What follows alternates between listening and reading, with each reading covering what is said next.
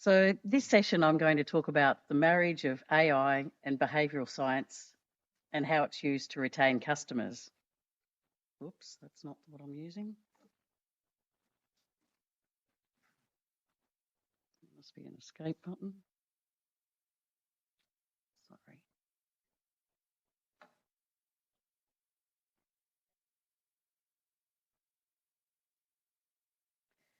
We're there.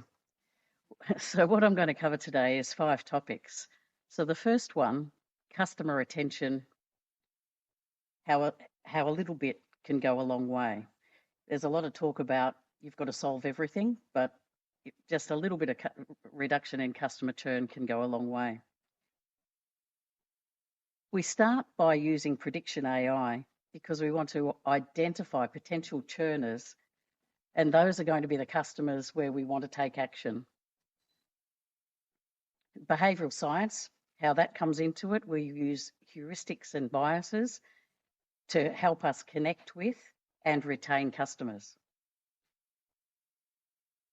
How we test the retention messages, and that's really an important point. We want to make sure that what we know what we're using works, to Shannon's point earlier.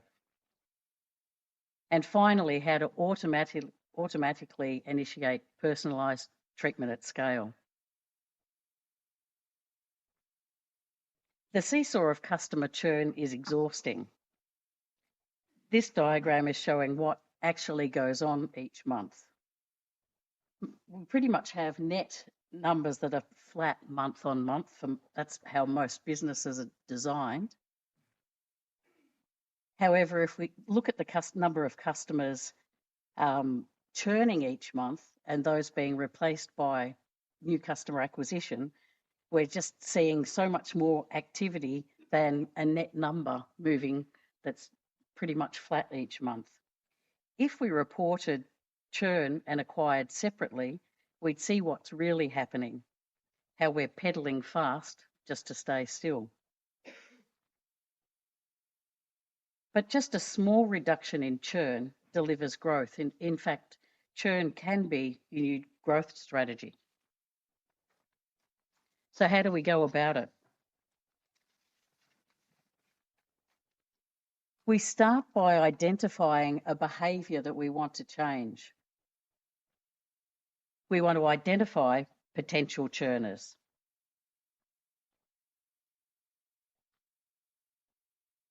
We want to do this, we start by collecting data that's right across the business to ensure that that prediction is accurate.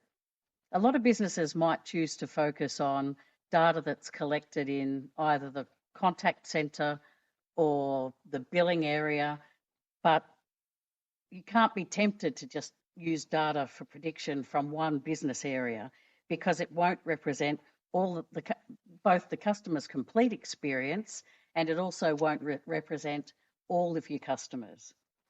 I was talking to a marketing executive a while back, and they were telling me how their contact centre vendor could use speech analytics to predict with 95% certainty which customers were likely to leave after that interaction. And we talked about it for a bit because that 95% accuracy is a pretty amazing statistic. And then when I asked, well, what proportion of your customers contact you every year? And they said it was between 3 and 5%. So obviously we can see there that if we had just used the contact centre data to predict whether a customer was likely to churn or not, that we wouldn't have covered 95% of the population, the customer population. Now that's an extreme example, but I'm using that to show just how important it is to collect the data from right across your business when you're predicting customer churn. So how does prediction AI work? We hear a lot about generative AI, but I'm talking about prediction AI now. Modern AI systems are designed to discover all the features or characteristics that are common in what you're looking for. And in this case, we're looking for a potential churner, a customer that's active today and is likely to churn. The system looks at thousands, the AI looks at thousands or millions of candidates to help do this discovery, and that's what's called training the AI. Once the AI is trained, it takes all the signals and combines them to assess how likely an individual candidate is to be what we're looking for. In the case of customer churn, the AI has an image of each active customer and each churned customer, and it's made up of 3,000 odd signals from dozens of systems. So in the AI's mind, not our human mind, but in the AI's mind, it has a very clear picture of a customer made up of all of those signals. And it compares what an active customer looks like to what a churned customer looks like. And it alerts us when active customers start to look like churned customers. If you look at this example, you'll see it's not always easy. Even humans would struggle to quickly tell a muffin from a chihuahua. I'm sure the taste would give it away.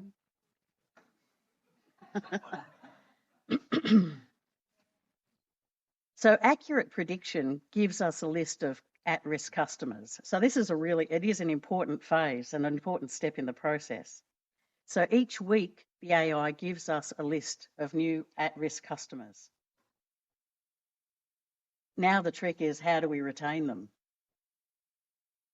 And this is where behavioural science comes in. We use behavioural science to design treatment plans to retain these at-risk customers and proactively reach out before they leave.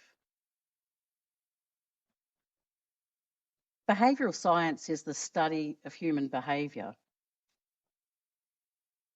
It helps us understand and influence the decisions that humans make. We're pretty simple. We're influenced by two main factors, our emotions and our environment. You've probably heard this saying, don't poke the bear. A lot of people in marketing and customer service and other areas of the business can be hesitant to reach out to customers who've been identified as a churn risk. If we reach out to them, they'll move into conscious thought about how they feel about us, and they could act on that. Or they might even just be annoyed that we've sent them a message and churn almost in retaliation. Humans aren't rational beings. Trying to work out why we act the way we do can take some effort. So what do we need to do to reach at-risk customers? We want to nudge the customer towards the behaviour we want. And the behaviour we want, in this case, is for them not to churn. The critical thing about nudging is that it's directing without removing the ultimate freedom to choose. We want to identify the heuristics and biases that we can use or apply.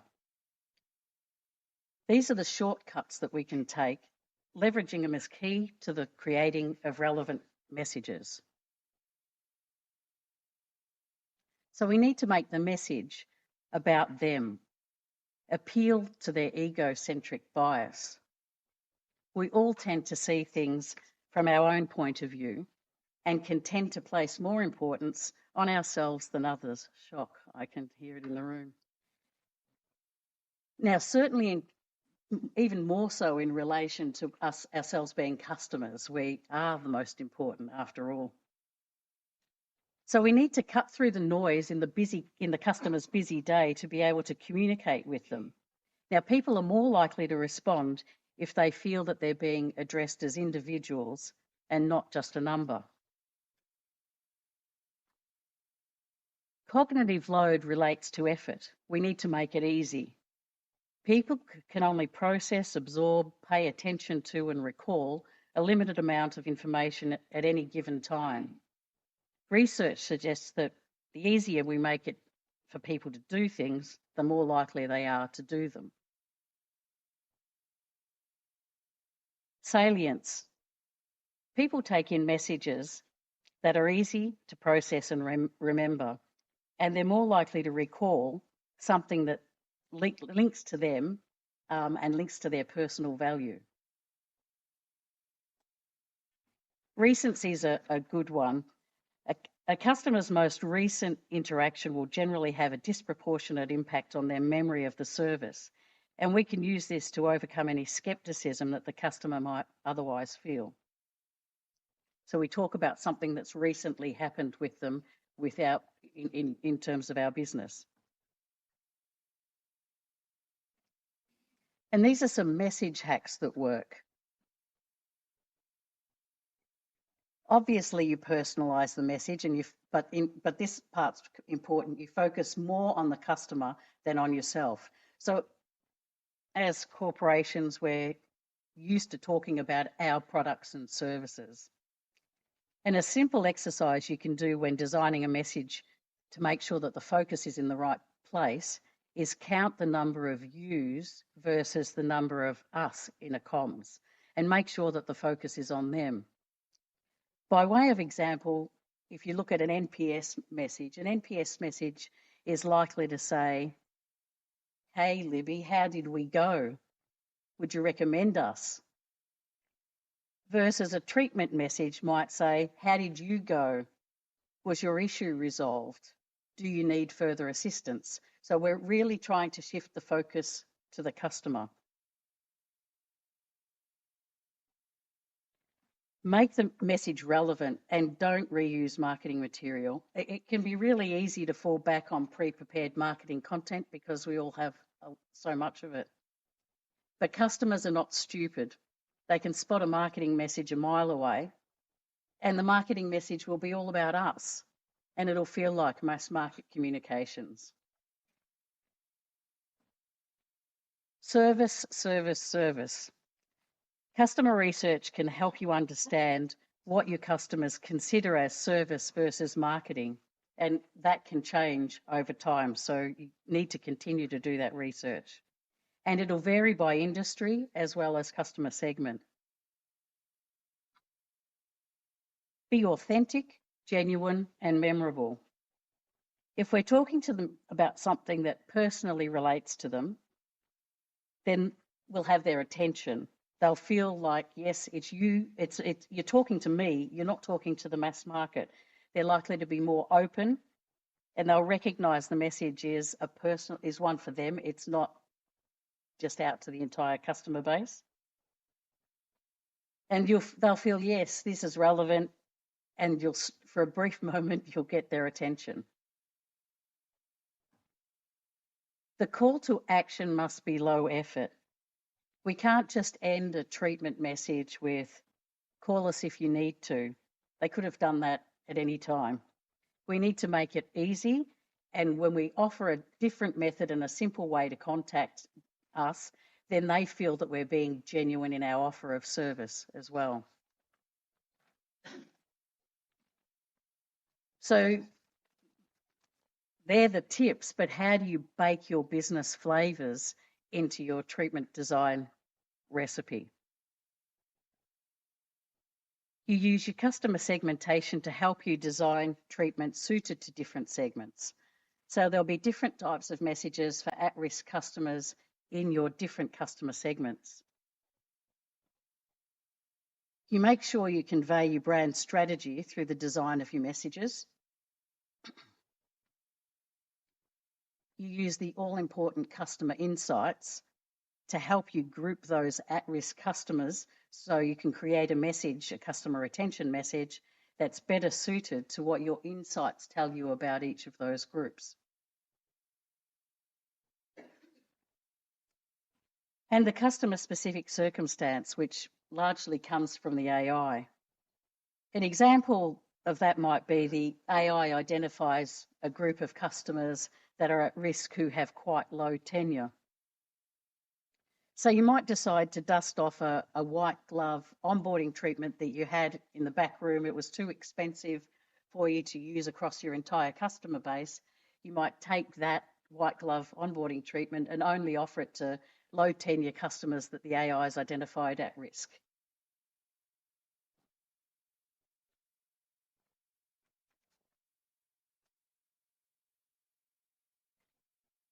So that's the method of going through and trying and designing some treatment plans.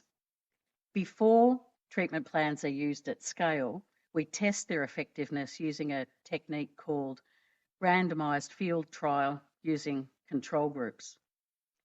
It's a rapid test and measure methodology, and you can use it to test multiple plans at any time. And this is how it works. For each treatment plan that we want to test, we take 3,000 customers who are suited to receive the message, and we randomly split them into two groups. One is the control group, and we just park that group. We don't send them the message, and the other group receives the message. Then we monitor both groups and watch the churn in both of those groups.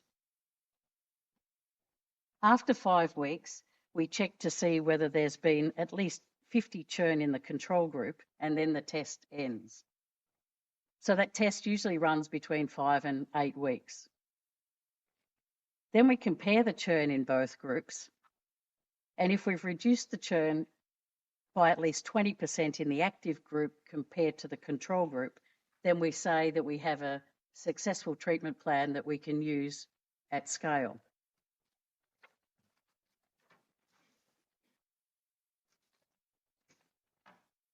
So now we have a range of successful treatment plans that we can use.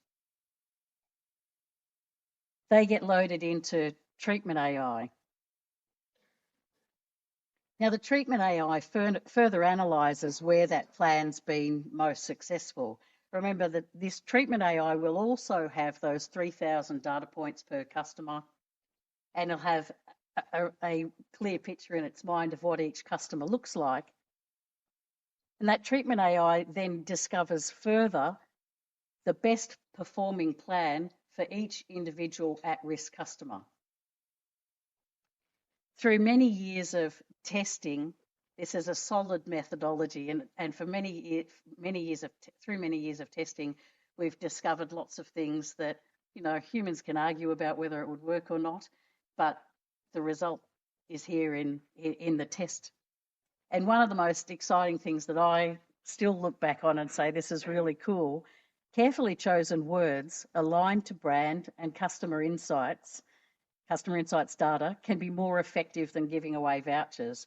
We ran a range of tests where we were giving away vouchers, but the carefully chosen words designed by behavioural scientists, they actually retained customers at a much better rate. They felt the love, not like they were, and I don't know, this is just a human here trying to rationalise why it turned out that way, but maybe they felt we were trying to pay them off or something. We didn't really care. We're a big corporate, whereas the carefully chosen words actually perform better.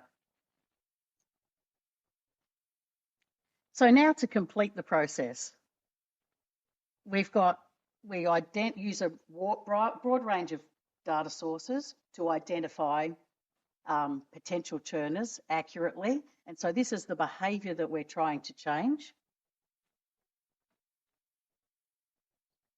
The next step is we're using behavioural science and testing so that we have a suite of treatments that we know that they work, and they're loaded into the treatment AI.